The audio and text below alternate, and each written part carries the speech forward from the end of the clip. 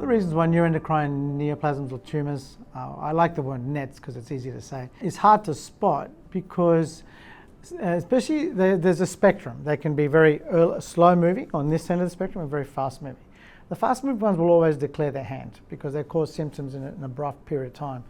But the majority of them, which are slow burners, can just trickle in the background, causing symptoms that arguably could be considered non-specific and hard to pinpoint to a particular disease. And so many patients will go for about 5 to 7 years as an average time frame with symptoms that are attributable to the disease before it's actually diagnosed.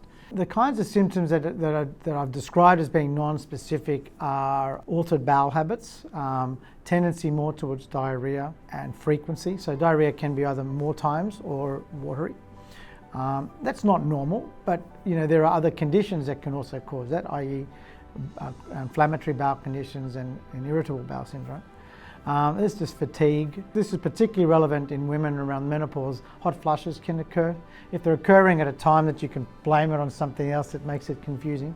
But hot flushes otherwise are not a normal symptom, and they should be considered as something that could be important and should be looked into. Look, early diagnosis is important in this condition because it can lead to cure. The earlier you can find a cancer, the more localized it would be, and it may be able to be completely removed surgically. The longer the time to diagnosis, the more chance and opportunity the cancer's had to have spread. If you're concerned and you know yourself better than anyone else, don't wait and don't accept the symptoms being dismissed as nothing if you're genuinely concerned about them.